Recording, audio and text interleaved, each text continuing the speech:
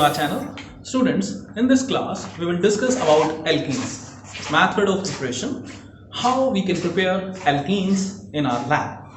Students, before going to the preparation method of alkenes, we will I will give you some idea about alkenes. What are alkenes? What are the physical properties of alkenes?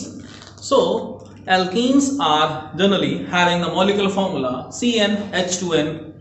This is like all you know, like which I have discussed in the last class also. And along with this, there are some physical properties like that of alkane. Alkenes, the lower members of alkenes are gaseous in nature, and like C1 to C4. Next 13 members are liquids, and after this, like higher members 18 onwards, they are waxy solids actually. And if I talk about particular thing such as boiling point and melting point of alkenes, then on increasing the chain, the molecular weight increases, and if molecular weight increases, then more force of attraction is required to break the bonds, and if more force of attraction is required to break the bonds, that means it has the higher boiling point as well as the melting point. But if it will acquire, like if there are more branching in the case of alkene, if substitution are there at 2, 3, 4 position, and if it is tend to acquire a spherical shape, then boiling point keeps on decreasing, because it will tend to acquire a spherical shape. Sphere has a smaller surface area and less amount of energy is required to break the bonds. So student, this is all about the physical properties of alkenes. Now I will discuss about the preparation method of alkenes, what it is, how we can prepare in the lab. Student, first method is by dehydration of alcohol. Student, what do you mean by the word dehydration? Removal of water. Removal of water from which? From alcohol. So here is the first method how we can prepare this alkenes. So this is an example I have shared. This is alkyl group and this is CH2 and CH2OH. This is a primary alcohol. Like in the presence of concentrated sulfuric acid, when we heat that particular compound, then it will lose its water and leaving behind what? Your alkene. This we can explain with the help of an example. I have taken this propyl alcohol. Propyl alcohol, when treated with sulfuric acid, again like in the presence of heat, then it will give you propene. So this is not a preparation method actually. This is one of the main important thing which can be useful for the conversions. How you can convert propene into propyl alcohol or propanol into propene. Got it? I have told you in the last class कि method of preparation हमारा किसी दूसरे compound की chemical properties बन सकता है. तो यहाँ पे हम बना क्या रहे हैं? यहाँ पे हमने सिंपल डिस्कस किया कि ये हमारा प्रोपाइल अल्कोहल है. प्रोपाइल अल्कोहल से हमको प्रोपीन बनाना है, तो हमें क्या करना पड़ेगा? डिहाइड्रेशन करना पड़ेगा, जो हमने कर लिया. ठीक है, डिहाइड्रेशन से नाम समझ में आ गया, वाटर का निकलना है. वाटर निकलेगा तो ऑब्वियस सी बात है बॉन्ड ब्रेक होगा. ये चीज मैंने अलग से लिखी हुई है, आपको क्लियर हो जाएगा कि मैंने अलग से क्यों इसको बाइफरगेट करके लिखा है, ताकि वाटर का मॉलिक्यूल निकलना है, ये निकलेगा तो डबल बॉन्ड आएगा ही आएगा. नेक्स्ट देखिए, next is by dehydrohalogenation reaction of alkyl halide. अब यहाँ पे आप देख सकते हैं दो चीजें निकलनी है, एक तो हेलोजन निकलना है और दूसरा हाइड्रोजन निकलना है. डिहाइड्रोहेलोजिनेशन रिएक्शन एल्काइल हैलाइड्स के साथ. ये हमारा एल्काइल हैलाइड है, कुछ भी ले लीजिए. जैसे मैं एग्जांपल यहाँ पे शेयर करता हूँ, CH3 CH2, इसको मैं ब्रेक करके रखता हूँ. ठीक है, नेक्स्ट इज अगेन CH2 और दिस इज Cl. इसकी मैंने रिएक्शन कराई अल्कोहलिक KOH के साथ. अब यहाँ पे ये रिएजेंट का पता होना बड़ा जरूरी है कि डिहाइड्रोहेलोजिनेशन रिएक्शन होगी तो ये किसकी प्रेजेंस में होगी? That is in the presence of alcoholic KOH. ठीक है, किसकी प्रेजेंस में? Alcoholic KOH. ऊपर डिहाइड्रेशन करना है तो उसके लिए क्या चाहिए? सल्फ्यूरिक एसिड चाहिए. तो ये चीज हमें ध्यान में रखनी है. तो it will give you CH3 CH double bond CH2 plus हमारा क्या निकल जाएगा? KCl निकल जाएगा और वाटर अलग से निकल जाएगा. तो अगेन हमने क्या बना दिया? प्रोपीन बना दिया. तो ये एक और हमारे पास कन्वर्जन समझ में आ चुका है. पहला था प्रोपाइल अल्कोहल से प्रोपीन बनाना, और अब क्या है हमारे पास? प्रोपाइल क्लोराइड से या फिर क्लोरोप्रोपेन से हमें क्या बनाना है? प्रोप 1 ईन बनाना है. तो ये कैसे बनाएंगे? मेथड ऑफ प्रिपरेशन एल्कीन का है, लेकिन इसके साथ में कन्वर्जन में भी हमारी हेल्प करने जा रहा है। तो स्टूडेंट्स, हमारे ये दो मेथड आई थिंक आप लोगों को अच्छे से समझ में आ चुके होंगे। अब मैं अपना नेक्स्ट मेथड डिस्कस करता हूं। नेक्स्ट मेथड है by controlled hydrogenation of alkynes. Controlled hydrogenation, alkynes का हाइड्रोजिनेशन होगा, एल्कीन बनेगा, एल्कीन का हाइड्रोजिनेशन होगा, एल्कीन बनेगा। लेकिन यहां पे अनकंट्रोल्ड नहीं है, कंट्रोल्ड है। मतलब हमें प्रोसेस कहां पे रोकनी है, एल्कीन पे ही रोकनी है। तो स्टूडेंट यहां पे आप देख सकते हैं, बट यहां पे इंपॉर्टेंट रोल फिर से किसका आने वाला है, कैटलिस्ट का आने वाला है। कौन सा कैटलिस्ट है जो कि इंपॉर्टेंट रोल प्ले करने वाला है? यहां पे जब पैलेडियम की कैल्शियम कार्बोनेट के साथ रिएक्शन कराते हैं in the presence of quinolone, ठीक है, यहां पे आप देख सकते हैं रिएजेंट है palladium along with the calcium carbonate in the presence of quinolone. ये होता है लिंडलार कैटलिस्ट। यहां पे आप देख सकते हैं, इसको मैंने अलग से लिखा हुआ है। तो ये जो रिएजेंट है ये कंट्रोल्ड हाइड्रोजनेशन करता है, वहीं पे रोक देता है, इसको आगे नहीं बढ़ने देता। अगर ये अनकंट्रोल्ड होगा तो ये एल्केन में कन्वर्ट हो जाएगा। तो यहां पे आप देख सकते हैं एक एग्जांपल, यहां पे like CH3C triple bond CH, इसकी हमने क्या हाइड्रोजनेशन कराया in the presence of palladium and calcium carbonate, quinolone की प्रेजेंस में, क्विनोलिन की प्रेजेंस में। तो इसने हमें क्या दिया, CH3CH डबल बॉन्ड CH2। और ये जो हमारा है अगेन प्रोपीन तैयार हो चुका है। यहां पे रिएक्टेंट हमारा कुछ और भी हो सकता है, बट इंपॉर्टेंट चीज है ये कैटलिस्ट, ये एक इंपॉर्टेंट कैटलिस्ट है जिसको आपको ध्यान में रखना पड़ेगा। तो आई होप आप लोगों को ये भी समझ में आ चुका होगा कि कैसे हम प्रोपाइन से प्रोपीन बनाएंगे। तो स्टूडेंट्स, मैं आप सब लोगों को कन्वर्जन साथ में सिखा रहा हूं, कैसे कन्वर्ट करना है।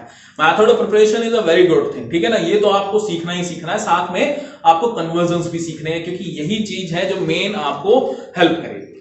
नेक्स्ट है by cracking of alkanes. Students, यहां पे एक बहुत ही अच्छी चीज है कि हम एल्केन्स को जब हायर टेम्परेचर पे लगभग 500 से 800 डिग्री सेल्सियस पे जब हीट करते हैं, यहां पे हमें जो सप्लाई ऑफ एयर है वो बड़ी लिमिटेड रखते हैं, कंट्रोल रखते हैं। पहली चीज ये क्या क्या देता है, जैसे जैसे हम हायर डेरिवेटिव्स की ओर जाएंगे वैसे वैसे हमें और बहुत सारे कंपाउंड्स मिलते जाएंगे। जैसे कि यहां पे मैं इथेन की बात करूं तो इथेन की जब क्रैकिंग होती है तो ये बनाता है इथीन, और एक मॉलिक्यूल दे देता है एल्केन का जिसका नाम है मीथेन, ठीक है। लेकिन जब इसकी रिएक्शन होती है प्रोपेन के साथ, तो प्रोपेन का जब 600 डिग्री सेल्सियस पे होता है तो ये एक मॉलिक्यूल प्रोपीन का देता है और एक मॉलिक्यूल हमें इथीन का देता है, along with हमें मीथेन देता है और साथ में हाइड्रोजन दे देता है।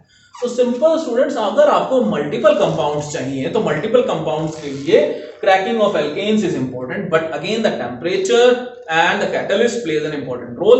टेम्परेचर इज 500 से 800 degree Celsius in the limited और absence of air. Limited supply होगी या फिर एब्सेंस होगी एयर की, इस चीज का आपको खासा ख्याल रखना है, ठीक है। तो अब जैसे सपोज करो ब्यूटेन होगा, तो यहां पे क्या देगा, ये हमें सबसे पहले ब्यूटीन देगा, फिर प्रोपीन देगा, फिर इथीन देगा और उसके बाद फिर मीथेन देगा। तो आई होप आप लोगों को ये भी तरीका समझ में आ चुका होगा। नेक्स्ट है by dehydrohalogenation of vicinal dihalides. देखिए ये हमने पढ़ा था by dehydrohalogenation of alkyl halides, मतलब एक हैलोजन है, यहां पे क्या है, दो है विसिनल डाइहैलाइड्स। तो यहां पे आप देख सकते हैं RCH CH2Br, ये दो Br हैं, इसका निकलना अब तय है, क्योंकि ये जब तक नहीं निकलेगा तब तक डबल बॉन्ड नहीं आएगा। तो अगेन इसके लिए भी इंपॉर्टेंट पॉइंट है, वो है जिंक और अल्कोहल। जिंक की अल्कोहल के साथ जब रिएक्शन होगी, हीट किया जाएगा, then it will give you what, alkene. तो ये स्टूडेंट्स आप लोगों को आई होप समझ में आ चुका होगा। मैं फिर से फटाफट एक बार क्विक रिकैप कर देता हूं जो कि आज हमने इस क्लास के अंदर पढ़ा है। देखिए, सबसे पहला है dehydration of alcohol. Dehydration of alcohol किसकी प्रेजेंस में, कंसंट्रेटेड सल्फ्यूरिक एसिड की प्रेजेंस में होगा, हीट किया जाएगा, कर दिया हमने, हीट निकल गया। सेकंड है डिहाइड्रोहेलोजिनेशन ऑफ एल्काइल हैलाइड्स। इसके लिए अल्कोहलिक KOH की रिक्वायरमेंट होगी और उसको भी क्या करना पड़ेगा, हीट करना पड़ेगा, हेलोजन मॉलिक्यूल और हाइड्रोजन मॉलिक्यूल निकल जाएगा, वो हट गया। थर्ड है कंट्रोल्ड हाइड्रोजनेशन ऑफ एल्काइंस। इसके लिए palladium along with the calcium carbonate is required, और वो जब क्विनोलिन के साथ मिक्स होगा तो वो कंट्रोल कर देगा हाइड्रोजनेशन को, सेकंड स्टेप पे नहीं पहुंचेगा, एल्केन में उसको कन्वर्ट नहीं होने देगा। Next is cracking of alkanes. Cracking के लिए हमें टेम्परेचर 500 से 800 degree Celsius in the limited supply of air और in the absence of air ये रिएक्शन करनी होगी, और मल्टीपल एल्कीन्स हमको अलोंग विद द एल्केन्स इस प्रोसेस से हमें मिल जाएंगे। Next is by dehydrohalogenation of vicinal dihalides. This reaction is again carried out in the presence of zinc along with the alcohol and heating is required. तो students ये मैं आपको दो तीन चीजों पे मैंने स्ट्रेस दिया, एक तो कन्वर्जन कि इससे आप क्या कन्वर्ट कर सकते हैं, और दूसरी इंपॉर्टेंट चीज थी कैटलिस्ट। तो ऑर्गेनिक केमिस्ट्री के अंदर हम रिएक्शंस तो जनरली लिख के आ जाते हैं, लेकिन बीच में कैटलिस्ट लिखना छोड़ देते हैं। तो स्टूडेंट ऐसी गलती बिल्कुल मत करिएगा। अगर आप कैटलिस्ट नहीं लिखेंगे तो आपको बड़ी दिक्कत आएगी। आपके मार्क्स, आप कहेंगे मैं रिएक्शन तो पूरी लिख के आया, आपके मार्क्स क्यों कट गए? किसी रीजन की वजह से मार्क्स कट जाएंगे, क्योंकि ये तो देखो प्रोडक्ट, ये तो रिएक्टेंट था, ये प्रोडक्ट था, बीच में कैटलिस्ट का तो इंपॉर्टेंट रोल है। अगर आप कैटलिस्ट लिखना ही भूल गए तो फिर आपको मार्क्स कैसे मिलेंगे? एग्जामिनर बिल्कुल क्रॉस कर देगा। तो आपको ये कैटलिस्ट मैंने इसलिए बार बार स्ट्रेस किया है, पॉइंट आउट किया है कि आपको एक कैटलिस्ट ध्यान में रखने बहुत जरूरी है। तो आई होप स्टूडेंट्स आपको एल्कीन्स का बेसिक इंट्रोडक्शन जो कि मैंने प्रिपरेशन मेथड बताया और फिजिकल प्रॉपर्टीज बताई, ये आपको समझ में आ चुकी होंगी। नेक्स्ट क्लास में मैं केमिकल प्रॉपर्टीज डिस्कस करूंगा एल्कीन्स की। इसके अलावा एक इंपॉर्टेंट चीज जो है वो मैं इसमें डिस्कस करना चाहता हूं। एल्कीन के अंदर डबल बॉन्ड रहता है, आप सब लोग जानते हैं, ठीक है। लेकिन एक इंपॉर्टेंट चीज जो मैं आपके साथ डिस्कस करना चाहता हूं, मैं इसको रब करता हूं। आई होप आप लोगों ने इसका अगर स्क्रीनशॉट लेना है तो एक बार स्क्रीनशॉट भी ले सकते हैं। आपको अगर अपने नोट्स पर्पस के लिए चाहिए तो ये इससे आप नोट्स बना सकते हैं। स्टूडेंट एक चीज मैं बताना चाह रहा हूं आपको, जो डिफरेंस है एल्कीन में और एल्कीन में। कोई अगर आपसे सिंपल सा पूछता है what is the difference between alkene and alkyne, तो आप क्या जवाब देंगे? आप कहेंगे एक सिंगल बॉन्ड होता है, वो कहेंगे ठीक है। एल्कीन के अंदर डबल बॉन्ड होता है, लेकिन इसके अंदर एक इंपॉर्टेंट चीज है, ये जो सिंगल बॉन्ड है ये आपका सिग्मा बॉन्ड होता है, और जो डबल बॉन्ड होता है इसके अंदर एक सिग्मा बॉन्ड होता है और एक होता है पाई बॉन्ड, ठीक है ना। जहां पे भी मल्टीपल बॉन्ड्स होंगे तो वहां पे पाई बॉन्ड जरूर रहेगा, और जहां पे ट्रिपल बॉन्ड रहेगा वहां पे एक तो सिग्मा बॉन्ड रहेगा, वन सिग्मा बॉन्ड, और दो रहेंगे पाई बॉन्ड्स। तो स्टूडेंट्स ऐसा भी क्वेश्चन पूछा जाता है कि आपको कैलकुलेट करने होते हैं कि इसके अंदर सिग्मा बॉन्ड कितने हैं और पाई बॉन्ड कितने हैं। मैं आपको छोटा सा एक एग्जांपल शेयर करता हूं। जैसे कि आपको कंपाउंड आ गया CH3 CH2 CH3, तो इस टाइप से लगा होता है जनरली, आपने देखा होगा। तो बच्चे गलती कर देते हैं और 3 सिग्मा बॉन्ड लिख के आ जाएंगे, लेकिन स्टूडेंट्स ऐसा नहीं है। मैंने आपको लास्ट क्लास के अंदर इसका स्ट्रक्चर पूरा एक्सप्लेन किया था कि किस टाइप से इसका स्ट्रक्चर बनता है। सब जगह सिंगल बॉन्ड है, तो ये सारे के सारे सिग्मा बॉन्ड हैं। तो कितने सिग्मा बॉन्ड हो गए? 1 2 3 4 5 6 7 8 9 10। तो इसके अंदर 10 सिग्मा बॉन्ड्स हैं, तो आपका आंसर आएगा 10 सिग्मा बॉन्ड्स, ठीक है।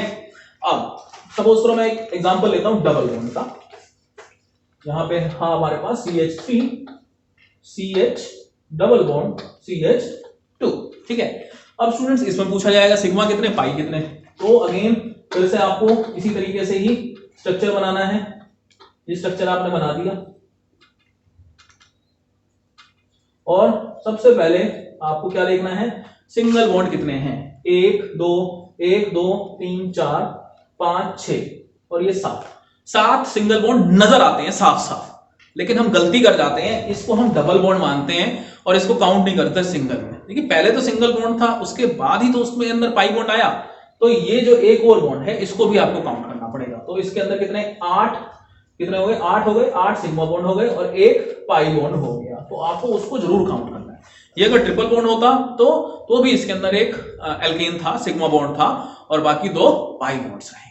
तो स्टूडेंट्स ऐसा भी एक एक नंबर के क्वेश्चंस पूछ लिए जाते हैं, सिग्मा बॉन्ड और पाई बॉन्ड कैलकुलेट करके दिखाइए कंपाउंड के अंदर, और नाम भी आपसे पूछे जाते हैं। तो आई होप आप लोगों को ये अच्छे तरीके से समझ में आ चुका होगा। स्टूडेंट अगर फिर भी अगर कोई आपको डाउट रहता है तो आप हमारे कमेंट बॉक्स में जाके कमेंट लिख सकते हैं, वहां से भी मैं आपकी पूरी कोशिश करूंगा आपके सारे आंसर्स का, सारे क्वेश्चंस का जवाब। Thank you so much students.